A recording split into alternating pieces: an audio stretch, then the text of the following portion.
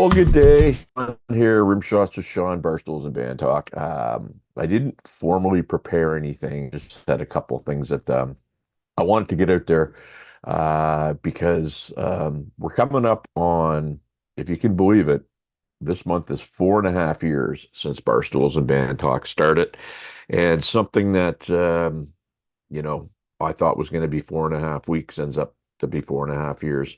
And there's been all kinds of cool stuff that's happened. And we started off, kind of as a local sort of thing and gained some traction and friends and what have you across the country. And it's been fun.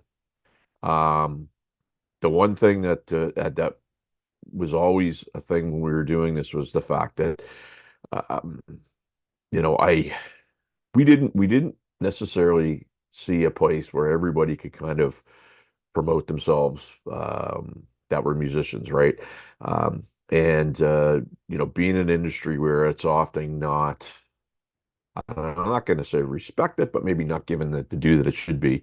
Um, it was just a way for us to, reunite some people that we grew up like, loving and idolizing and having people kind of be able to connect. And what ended up happening was people from all over the country that maybe used to live here got into it and it became a really, really fun thing. Um, as it got past the fifth week and started going into some different things, the interviews that we did started becoming a lot more fun. Um, an interesting thing that in some circles we've never been able to, I guess, get over is the fact that in some circles we've always been viewed as a hobby thing or a fun thing or a not serious thing. I'll be the first to tell you, I never went to journalism school. I took Alex J. Walling, the late great Alex J. Walling's media course for, I don't know, a grand total of maybe 2 weeks back in like 1988 when I thought that I wanted to get some media training.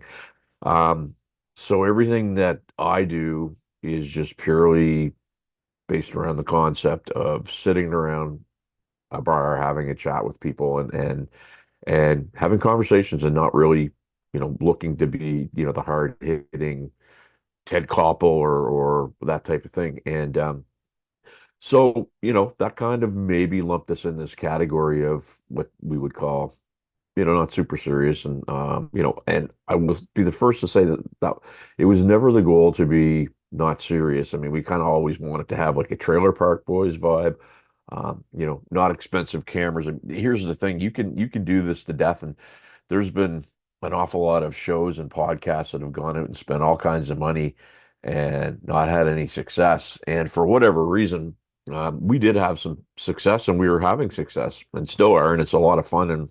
But that success only comes with the people that visit and stop in and offer up, different sorts of ideas and interviews and those types of things. So over the last, I'm going to say year, all kinds of really cool things have been happening with the Rimshots brand.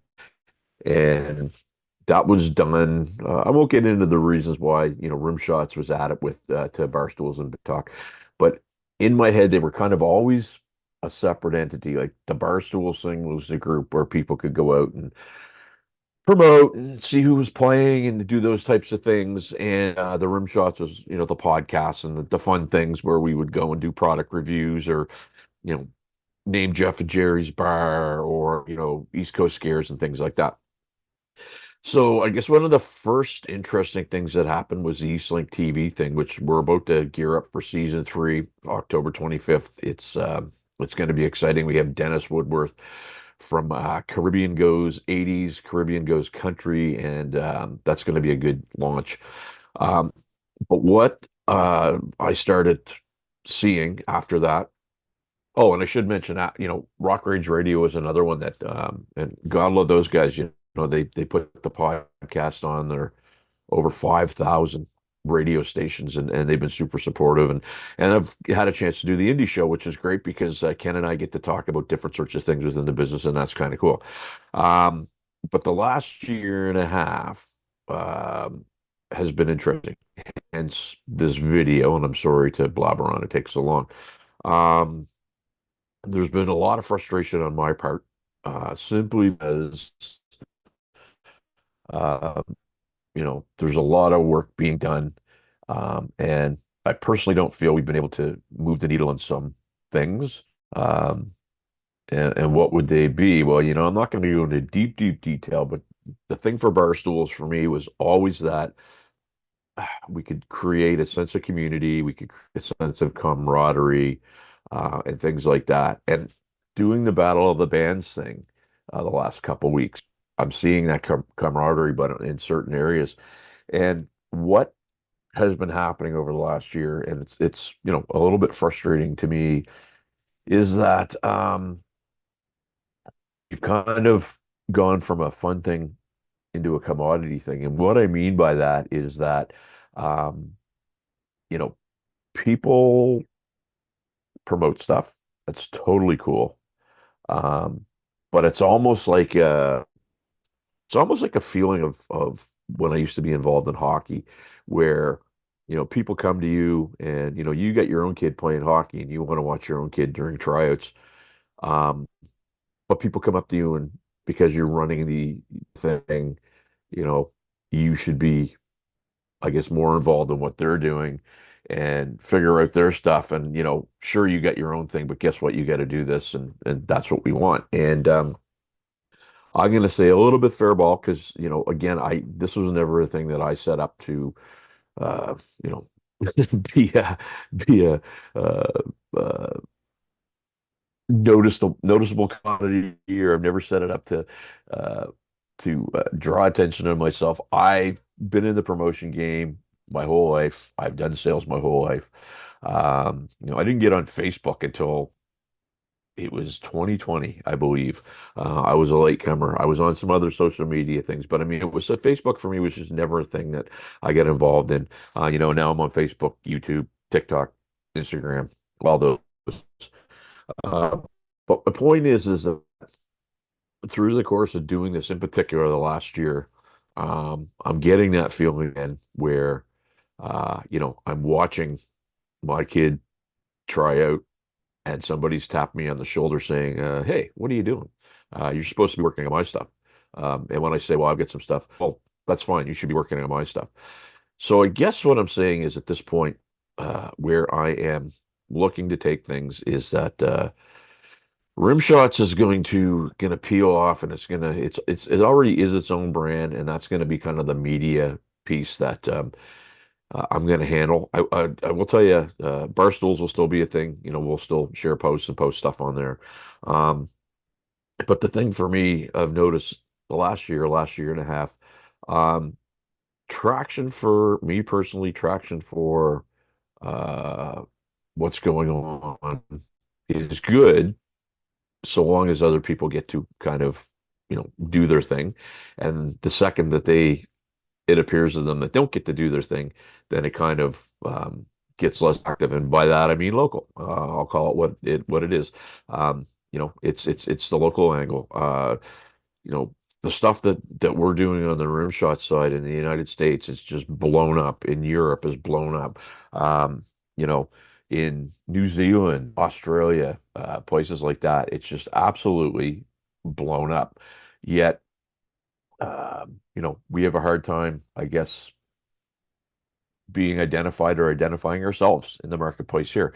That's not an unnatural thing, but at some point in time, you eventually have to decide what is making sense for, let's call it what it is, your time, the money that you put into it, and things like that. And then you have to decide, what makes sense for you and what's the best return on all those investments. And it's little things. And guys, I want to, this isn't me griping, this isn't me complaining, but the simple facts are this. Um, we are able to, well, let me give you a great example.